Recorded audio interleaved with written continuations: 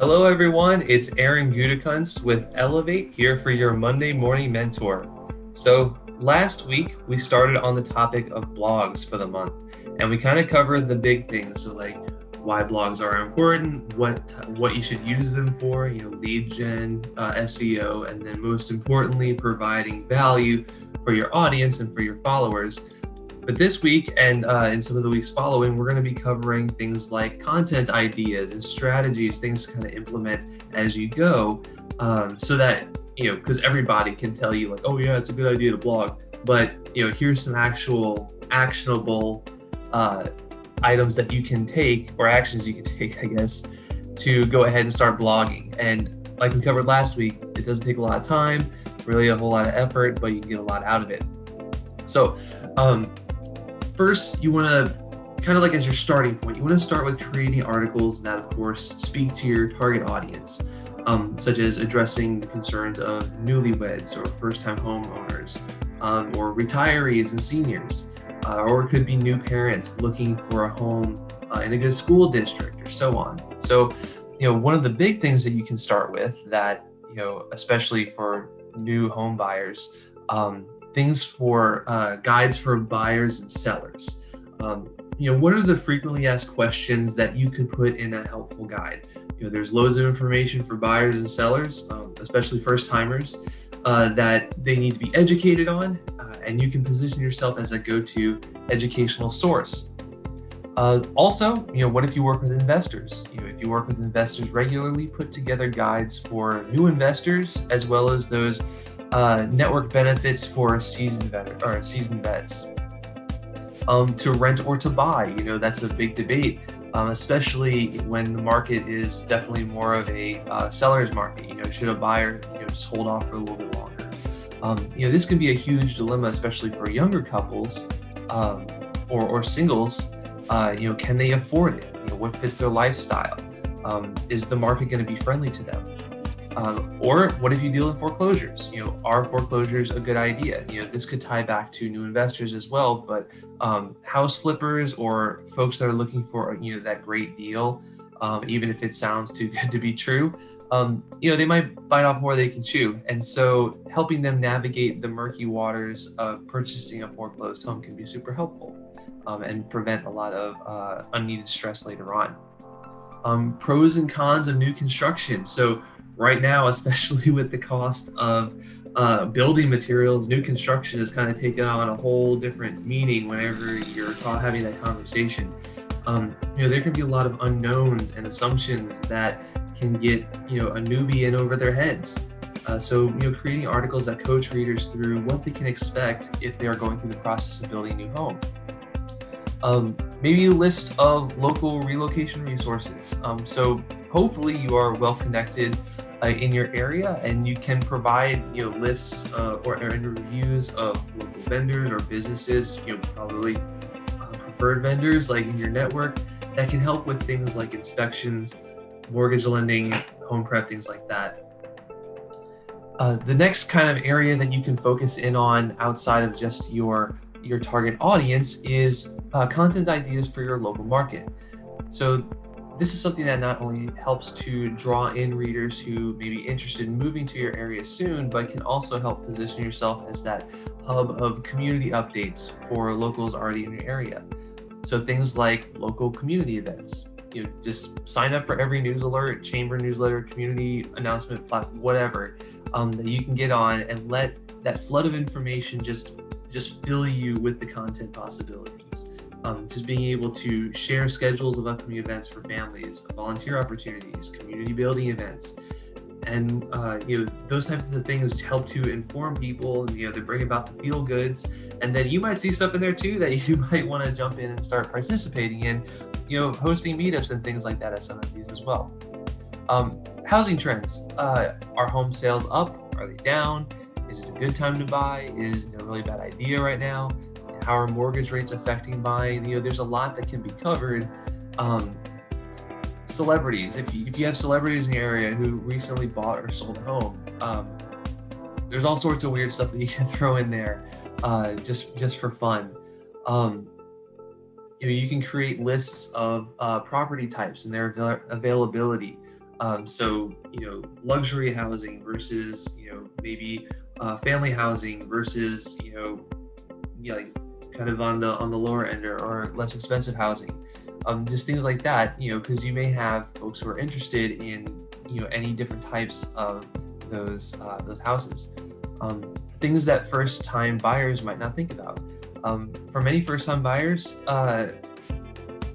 having experienced things like property tax, homeowners insurance, and other expenses that come along with buying in certain areas, especially like in city, aren't even on the brain. I know when I first was purchasing home, property tax and homeowners insurance didn't even register with me until we were already in the process of purchasing the home, and we were finding out about these along the way. So, there's even conversations to be had about homeowners associations if they actually want to be part of one. Family, security, and jobs. These are kind of some of the bigger ones that younger families, or even established families, I guess, are going to be super focused on too. So things like school districts, job opportunities, those can be huge factors to consider for families. So go through and provide a report that kind of like ranks the schools in your area or the economic opportunity, the availability of public transportation or commuting times.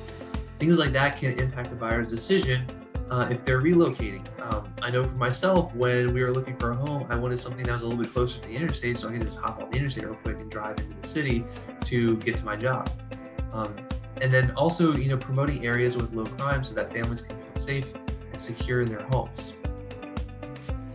You can also do things kind of going into our third kind of like umbrella topic.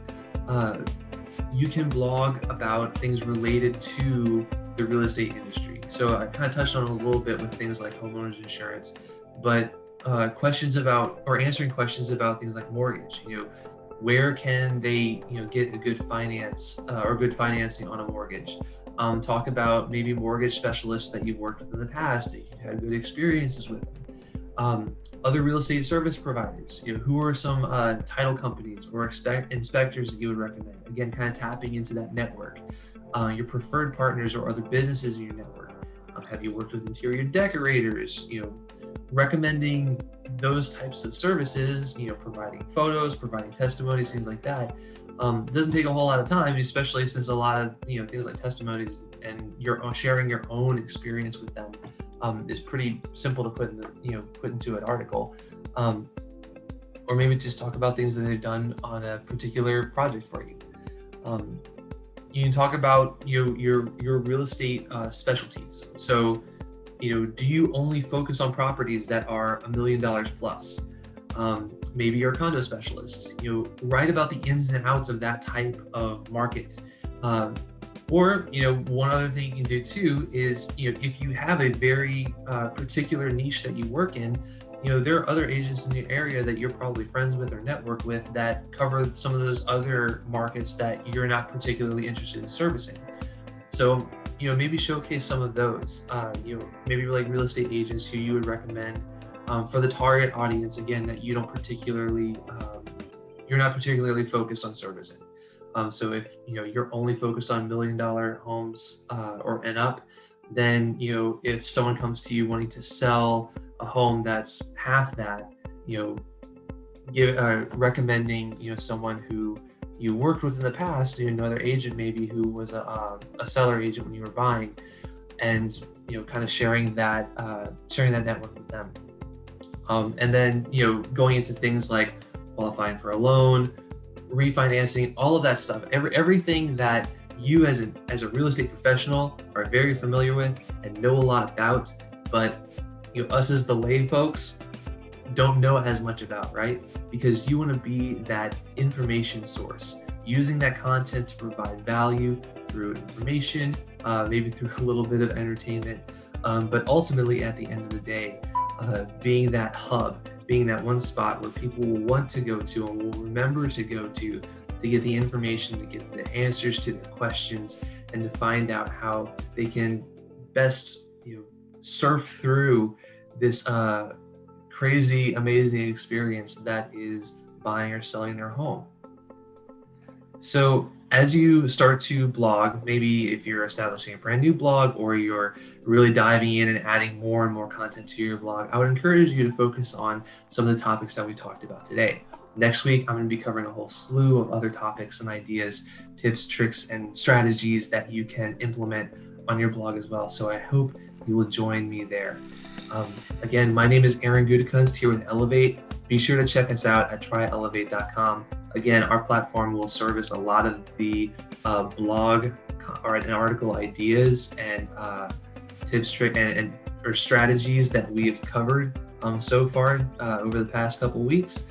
And so, I would just encourage you to check us out, maybe start up a conversation with one of our folks and see if it would be something that'd be fit for you. But anyways, I look forward to seeing you guys next week. We're going to be talking about a whole bunch of other stuff, and I'm looking forward to it. So until next week, we'll see you then. Bye.